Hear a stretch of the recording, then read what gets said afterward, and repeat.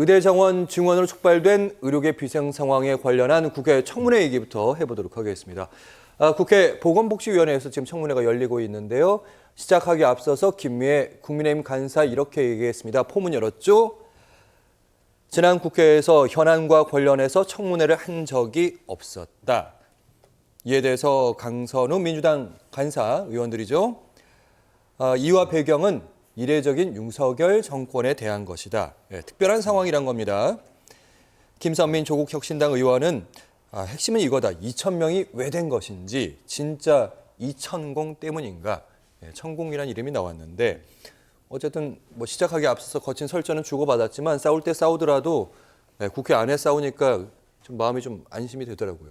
그렇죠. 그러니까 사실은 그동안에 국민의힘이 이 인사청문회 국면에서 밖으로 도는 바람에 실은 손해를 좀 많이 봤다라고 저는 생각을 합니다. 그러니까 워낙 이제 최상병 특검법 관련한 그런 부분에서도 국민의힘이 차라리 미리부터 들어와서 일정 부분 방어막도 좀 쳐주고 그랬으면 아마 증인들도 훨씬 실수를 덜하지 않았을까 이렇게 좀 생각을 하고요.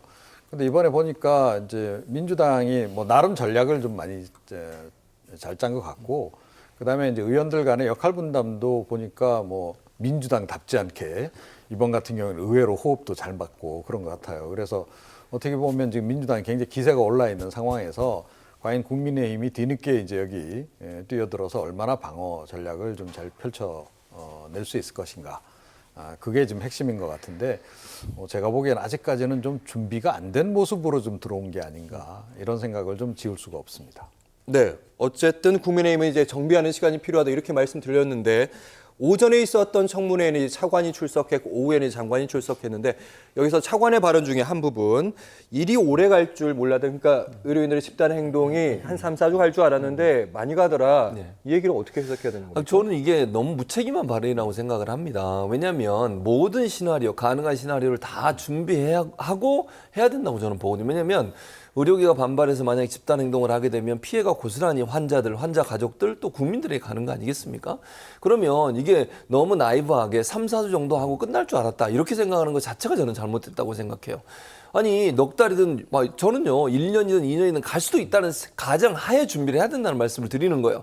그렇게 가는 게 맞다고 말씀드리는 게 아니고 정부는 국민들의 피해를 최소화하기 위해서 어떤 상황이 벌어지더라도 준비가 되는 상태에서 뭔가 정책을 추진해야 되는데 지금 저 말을 들어보면 박민수 차관의 말만 들어보면 별로 그렇게 준비를 잘한 것 같지 않아요. 아마 3, 4주 그만두겠지. 그러니까 조금의 불편이 있더라도 큰 피해는 없을 거라고 생각을 했는데 지금 넉 달째 이러고 있어요. 그러니까요. 실제 수술도 미뤄진 사람 많고요. 치료를 못 받아가지고 어려움을 겪는 사람이 너무너무 많습니다. 수술 일정을 잡지 못하는 사람도 많고요.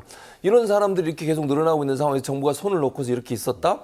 결국 저 말은 정부가 이 의료 관련해서 대란이 일어날 것에 대한 예측을 제대로 못해서 준비가 안 된 상태에서 밀어붙이는 바람에 결국 피해를 고스란히 국민들이 겪고 있는 상황이 됐는데 거기에 대한 시인이라고 저는 생각해요. 이런 말을 하면서 어떻게 미안해하지 않는지도 모르겠습니다. 이런 태도로 국정을 운영하게 되면요. 여기뿐만 아니라 다른 모든 일에 이제 문제가 발생하지 않겠습니까?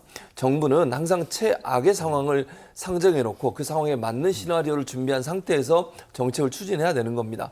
그래야 국민적 피해가 최소화될 수 있는데 이번 의료 대란 관련해서는 이런 부분들이 제대로 준비가 안 됐다는 것을 시인했다. 이렇게 보여집니다. 그런데 이 3, 4주 발언이요.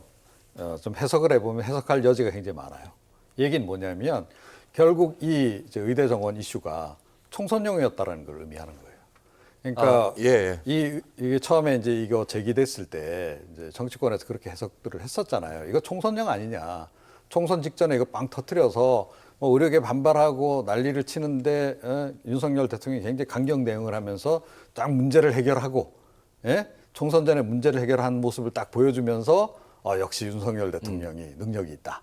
예를 들어 지난번에 이제 그 화물 그 연대 대란 때 이제 그때 했던 것처럼 그런 시나리오를 꿈꾸는 거 아닌가라고 그때 해석들이 많았었단 말이에요. 근데 오늘 결국 이 발언으로 해서 이게 총선용이었다라고 하는 것은 결국은 자인한 셈이었다. 그러니까 계산착오를 한 건데 그때 본인들 생각은 그렇게 멋진 그 피날레를 아마 기대를 했던 게 아닌가 이렇게 생각을 합니다. 생각해 보니까 이 의대 증원 문제가 2월쯤에 나왔던 걸로 생각하는데 3, 4주 그러니까 한 달 정도 되면 방금 같은 시나리오를 충분히 제기할 수 있겠다는 생각 들었고 어쨌든 언론의 오늘 청문회에 대한 관심은 이제 조기용 보건복지부 장관 그리고 이면택 대한의사협회 회장 청문회에서 첫 대면한다. 어쨌든 얼굴을 보기는 봤습니다. 긴 대화를 한 것도 아니지만요.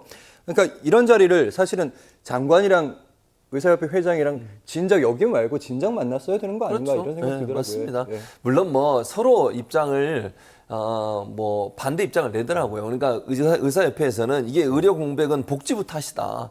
이렇게 갑자기 2,000명이나 되는 직원들을 발표하는 바람에 결국 대화의문이 닫혔고 그것 때문에 결국 의료 공백이 생긴 거다라고 주장을 하고 복지부에서는 진료 거부는 부당한 거다. 이건 불법이다라고 얘기하면서 계속 압박을 해요.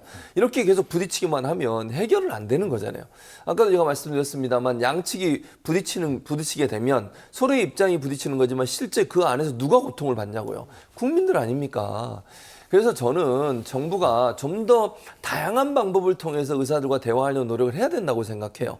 저는 물론 의대 정원을 증원하는 걸 찬성하는 사람입니다. 그렇게 해야 된다고 저는 믿는 사람이고 그래야 된다고 보는 사람인데 그럼에도 불구하고 이런 식으로 예를 들면 밀어붙이고 법적 대응하고 처벌하겠다고 하고 이렇게 나간다고 해서 문제가 해결되는 건 아니잖아요.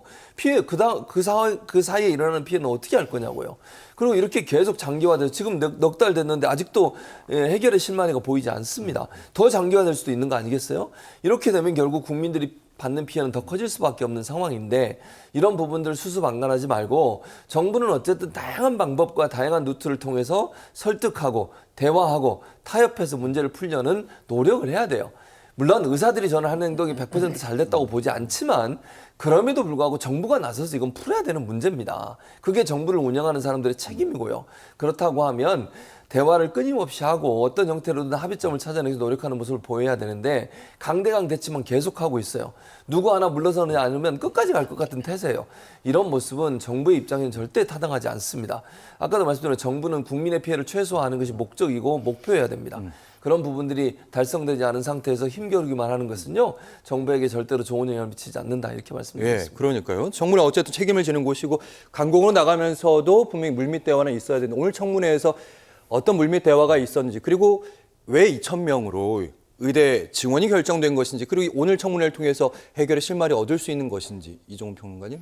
뭐 이제 오늘 청문회를 시작으로 해서 아마 이제 국회가 좀 더 적극적으로 개입을 하지 않겠습니까? 그러면서 이제 실마리를 찾아가는데 모종의 좀 역할을 하지 않을까 이런 생각이 좀 들어요.